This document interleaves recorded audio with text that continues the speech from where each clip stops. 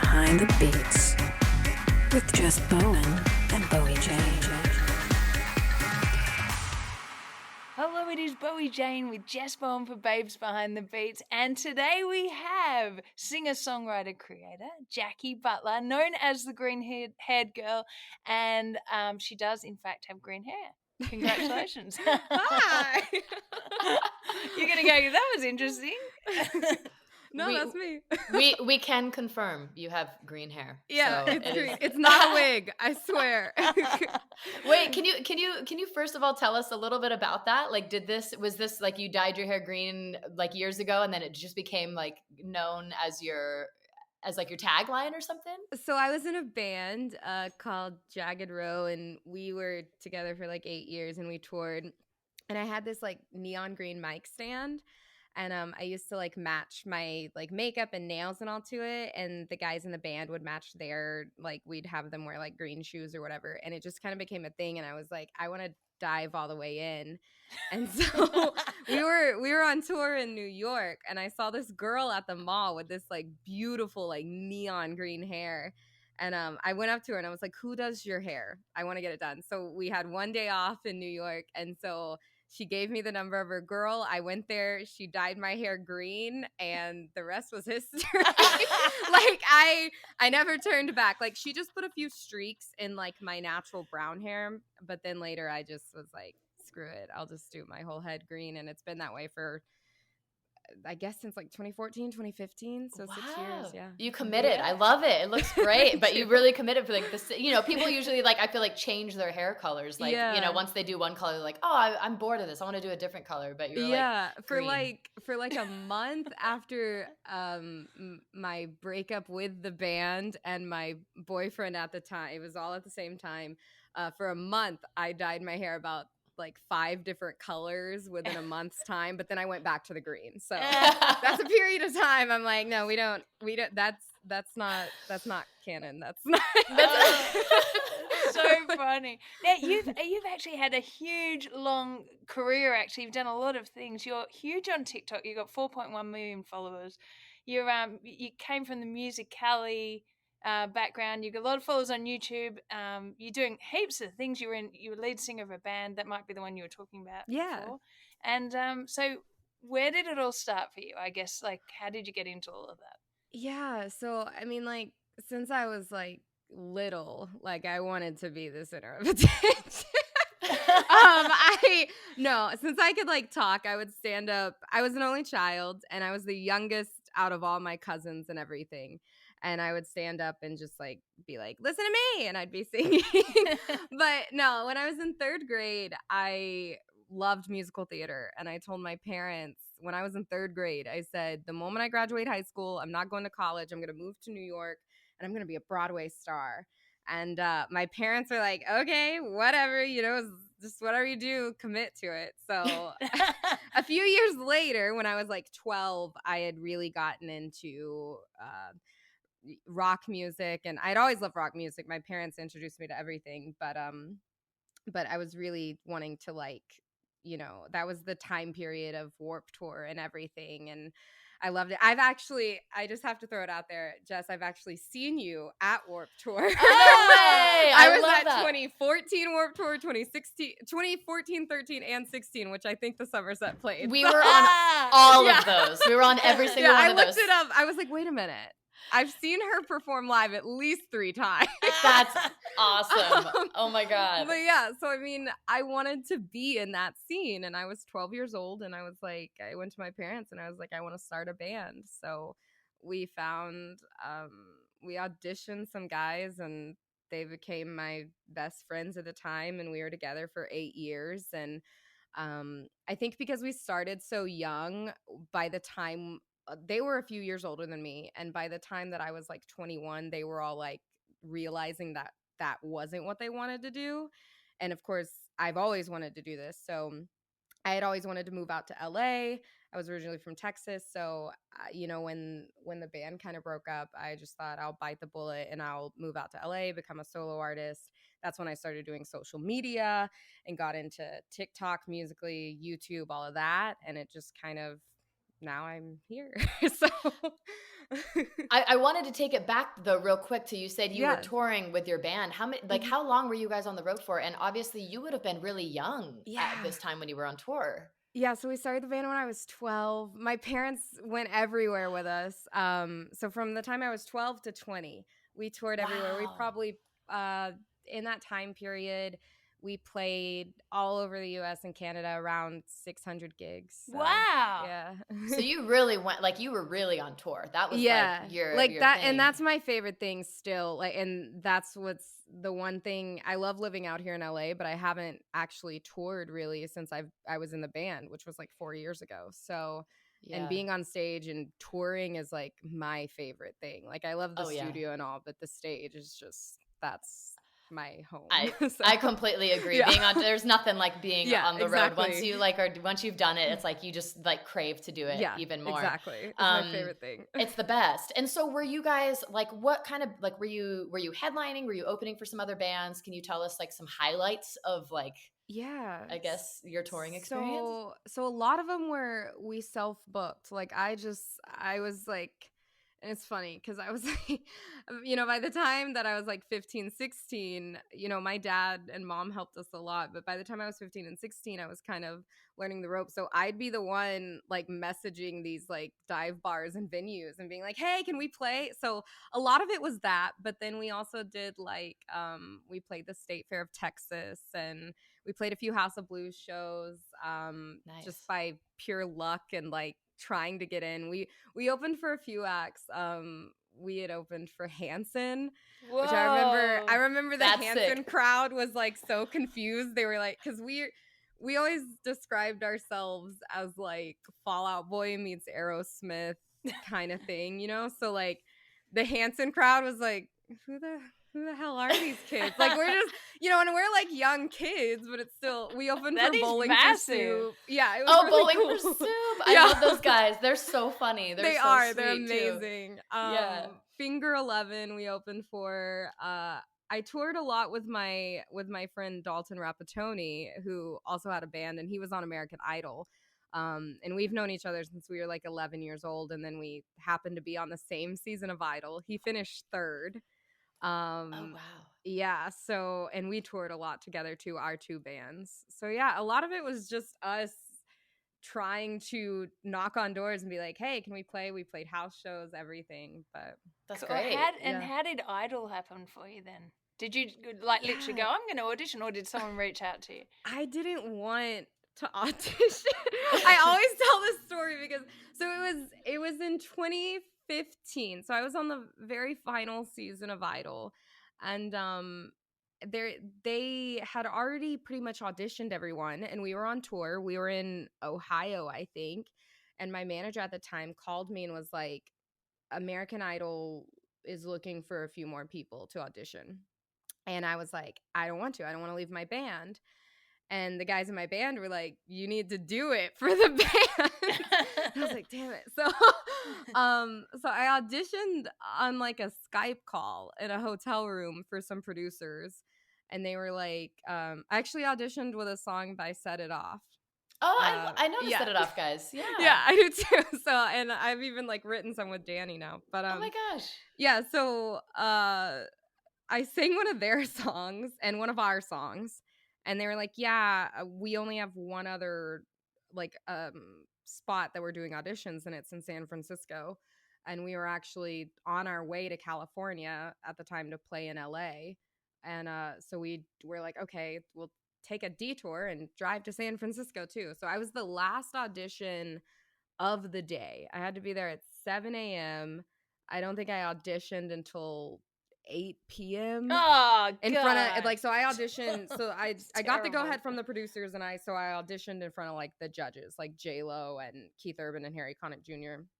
And yeah, my whole thing was like, I gotta stay true to myself. Like I was like, I don't want my whole thing back then was like, I don't want to be a solo artist. I don't want to leave the band guys. Like, I don't want to, like, I gotta make sure that everyone knows that, like, I'm in a band. So, like, if you go back and watch my audition, it's very much like, I'm in a band. I'm in a band. I'm in a band. But yeah, so I ended, I at first I was really, really hesitant, and then I got the golden ticket to Hollywood, and I did all of Hollywood Week, and it was an I would never, like, I wouldn't trade the experience for anything. Like, it was so different to anything I've ever done, and like, it was crazy and amazing and wild all at the same time. Like, Hollywood Week was a whole week, and I don't think I slept but maybe like 5 or 6 hours, maybe. Oh, dear. Like, For the whole week? Wait, for a whole week? For the whole week. How do they expect you to function and also be able to sing? I think that's off the that thing. Like, I think they want to, like, get you a little, yeah, like, I think they want to see, like, how far they can push you and you still are able to function. No, that's terrible. I'd be terrible. I'd be horrible. I mean, I don't sing, but I would literally be like, I hate all of you, and I would be like, I quit. Well, that was the thing. After it was over, I just went to my hotel room, like, because I got cut during, like, at the end of Hollywood Week. And after it was over, I just went back to my hotel, because I had told myself, I was like, I'm not crying on camera. So when I went back to my hotel room, I just started crying and breaking down. And my band members, my mom and dad were like, are you okay? And I was like, yeah, I'm not. It's not that I'm, like, upset even that I got cut. I'm just so tired. That I'm just gonna cry, okay? And y'all are just gonna have to deal with it. Wow. Yeah. I don't know how anyone can function off of that little of sleep. And that's crazy. It's interesting to hear people's stories that have done these types of shows, because I've had a couple of people in my life that have kind of said similar things where I was just like, it's crazy they can get away with that stuff, but it's like what they do to get this live like, when you see people actually break down on TV, it's like they push them real. To that. Yeah. And I mean, I get it. Like, they would give us, we'd have a song approved at, like, because it would have to go through all the channels, and also the song would be approved at, like, 1 a.m. and then our call time would be 4 a.m. No. So it was like, you didn't have time. Like, it was, that's so then we had to terrible. rehearse the song because we didn't know what we were going to sing beforehand. And then, so then you had to, like, rehearse it. And then, I'm like, I'm going to be on camera in front of millions of people. I don't want to look like a goblin. So, you gotta, like, make sure, I'm like, I don't have sleep, but maybe I can cover up myself enough. So it was like, but yeah, it was a wild experience, but I wouldn't trade it for anything. It was pretty cool. And, like, they had even, because Dalton and I were on the same season and we were both from the same hometown, they actually sent camera people out before Hollywood Week, and, like, we played a show at a club that, one of our hometown clubs, and they, like, filmed footage of it and all and put it on TV, which was like, I was just like, people are, like, seeing us perform on, like, Fox, like, this is weird. Like, millions upon millions of people are watching that. Yeah. That's Did amazing. it help get followers? I've always wondered about that. If you get knocked out early, does it help? It did a little bit. Like, Dalton, I know Dalton had a following before then, but he definitely got a lot more from it. But I mean, it's funny because it didn't, like, drive a whole bunch of followers to my stuff, but I will still, like, today, I mean, that was it aired in 2016, and I'll still be in, like, a Target or something, and someone will be like, were you on American Idol? No. And I'll be like, I wasn't even, like, top 20. Like, I was, like, top 40-ish. So I'm like, how do you remember me? Yeah, it's crazy. Yeah. The green hair. But, The green hair. It's the green hair.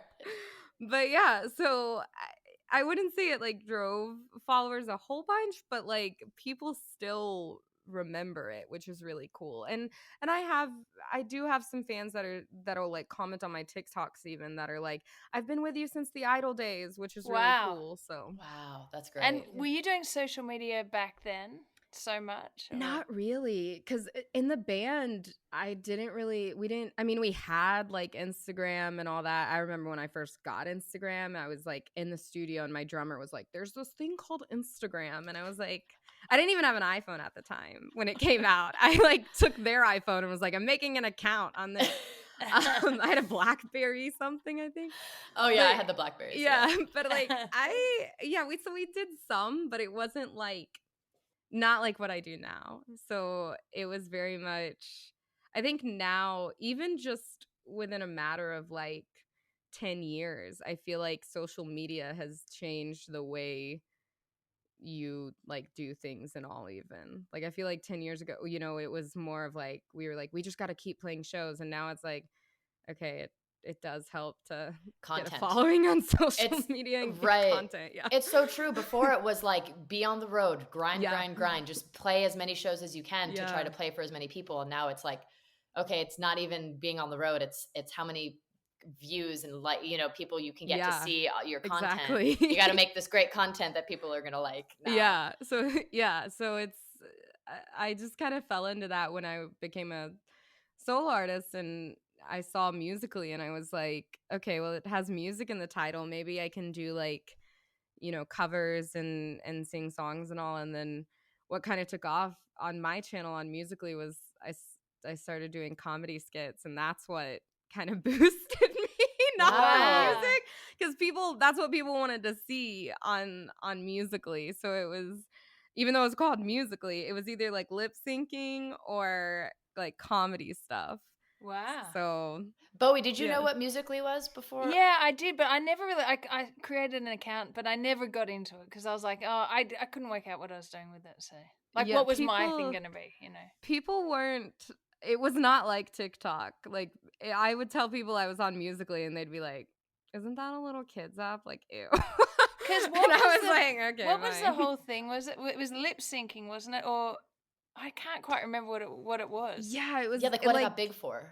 Yeah, it was lip syncing. So like you took your phone and you would like, it was weird. Like you would do it in 2 times, and that wasn't really my thing. I don't know. I was like, I'm a singer, so I don't want to be lip syncing to things. That's so what I did that. was thinking. I did that some because I knew it was, like the thing.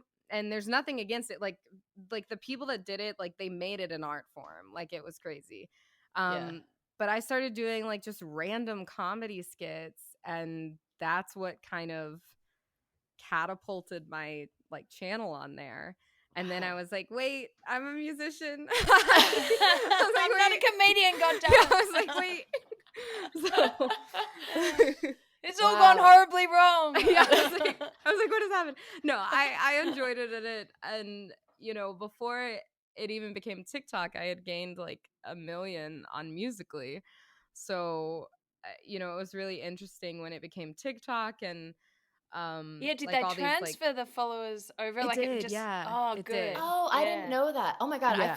I'm so old. I'm like, I didn't understand that music. Wow, this is going to make me sound horrible. I'm sorry. I'm just going to No, it's completely. not no, that a well lot of known. people don't though. I'm going to Like, admit it. I did not know that Musically was what TikTok ended up becoming. Yeah, so I was like a Musically creator, and they had like creators, and we were in touch with like some of the team at Musically, and we were like at the party. They threw a party when TikTok bought Musically, basically, and they threw this big party in LA, and we were there, and like we saw them, like they literally like flipped a switch and it transferred over, and our Musically apps on our phone changed to TikTok. Oh my god. And that was the biggest What? thing. That was our biggest concern. All of us that had worked so hard on Musically were like, are our followers going to transfer over? Yeah. Like, is our content, like all the videos that we've created, is it going to still be there?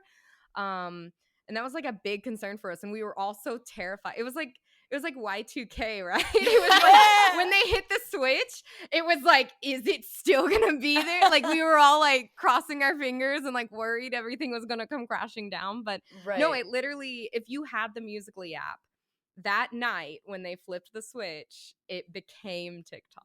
And how long ago was that? That was in 2017. Yeah, not that long ago. Yeah, Amazing. yeah. It's so big August now. of 2017, I think. Wow. Or 2018. And have you changed your Mm. content on TikTok, or you 2018. kept doing the same stuff?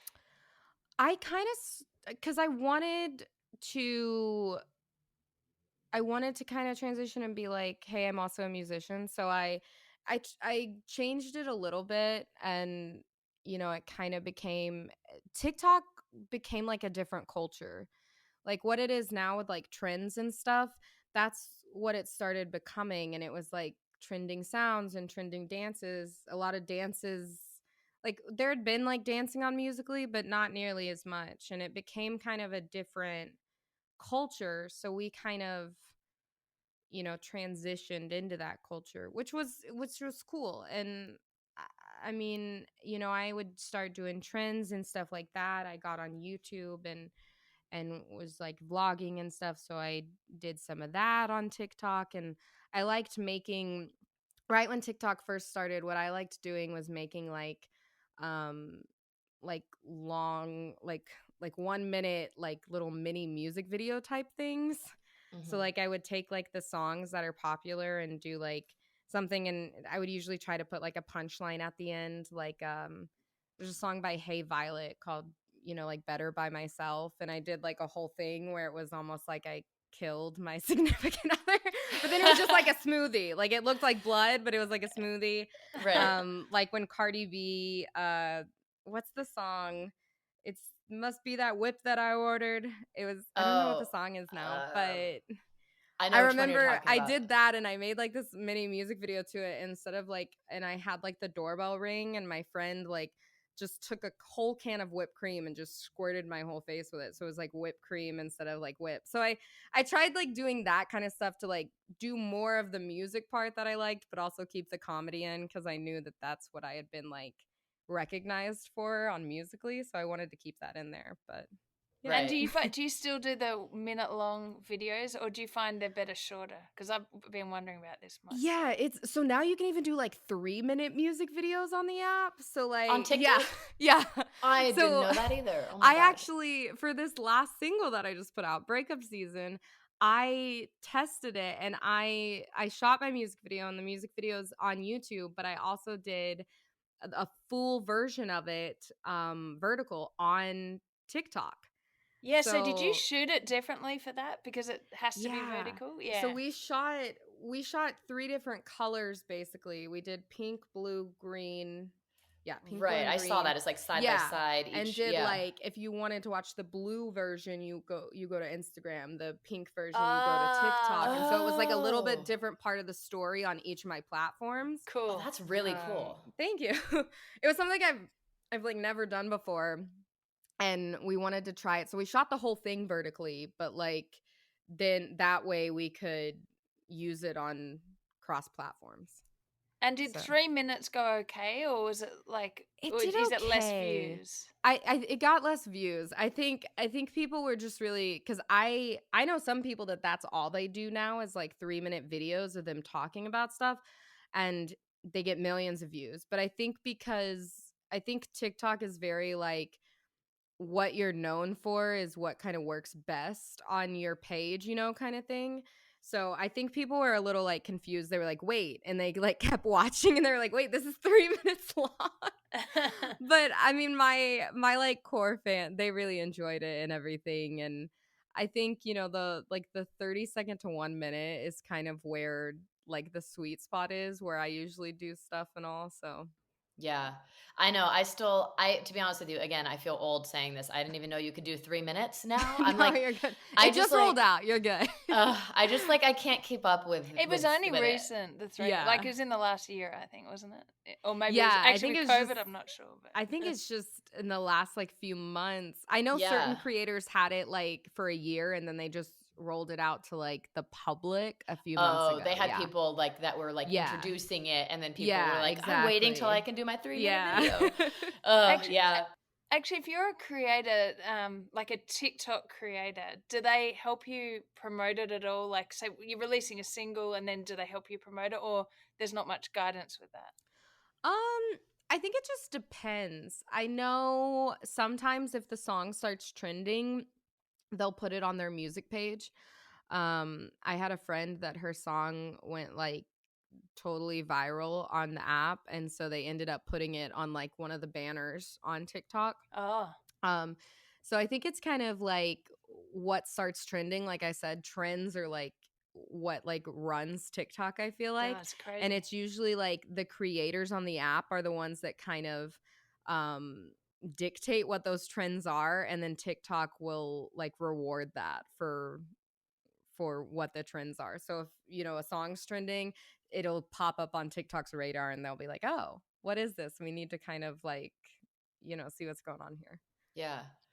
Well, and speaking of, you mentioned your single breakup season. Yeah. I watched the music video. I love it. I love the song. Thank Can you you. tell us a little bit about you know, the behind the scenes of the song? Like how it came about?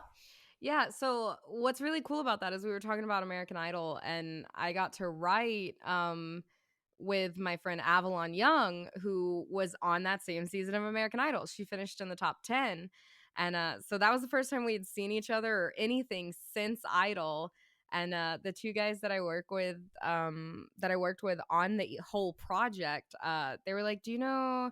They're like, "We were thinking about writing with this girl named Avalon. Have you ever heard of her?" And I was like, "Wait, who?" And they like showed me who it was, and I was like, "Yeah, we know each other from Idol. Like, we even auditioned back to back in San Francisco." Oh wow. And so yeah, so breakup season, we came up with the idea of, it's just like, especially after like COVID times and pandemic times and all, of like, you know, a lot of people were stuck inside with people, and then they were like, you know, a lot of people broke up and all, and then you know, like, I feel like it's a thing when summer's over, you know, that there's kind of this time before spooky season that's like breakup season, where people are going back to school, back to work, and you know, kind of starting fresh in their lives. And to me, it was even like, it's definitely a song about like, I kind of took inspiration from all the breakups I've ever had.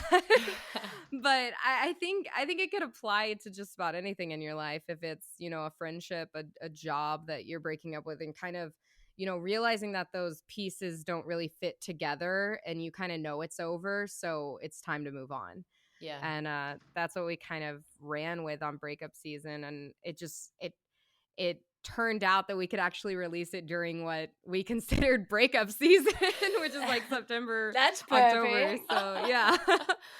And That's what have you got great. in line for promoting it, or gigs even? Have you got anything coming up? Yeah, I don't have any shows coming up, which I'm really sad about at the moment. Because like I was saying, being on stage is my favorite thing. But I'm definitely working on some other song, or getting out the other songs on the project. And you know, if anyone wants to make a TikTok with breakup season, Yeah, there you I'd go. be happy to do that. But yeah, we're doing lots of, like, I just did a Squid Game themed TikTok to breakup season. Oh really? Yeah. Oh, that's like, I good. broke the cookie because it's breakup season. Oh, that's But great. yeah, so, and then I have my second single for the project is coming out on November 5th. So Awesome. yeah, I'm really excited for it. And I think breakup season to me was really kind of the song that really encompasses what the rest of the project kind of is. So Yeah. No, it's awesome. I love it. And Thank you. you know, congrats on everything. And the shows and the touring will come. It will. Yes. It's just everything is like, you know, I after know COVID. it's weird right now. It's a weird moment of like, yeah, things are kind of happening, but it still feels like they're not really. Like, it's Yeah. a weird transition still of like figuring it all out. So it'll be coming. Exactly. Don't even worry about it. Thank you. But yeah, so for everyone who's listening that may not already be following you, could you give us your socials on where to find you so everyone can keep up with all the awesome stuff you're doing? Yeah, you can find me just about anywhere. TikTok, YouTube, Twitter, Instagram, Spotify, Apple Music. Anywhere you want to find me, just search my name, Jaci Butler, Jaci Butler. Yeah.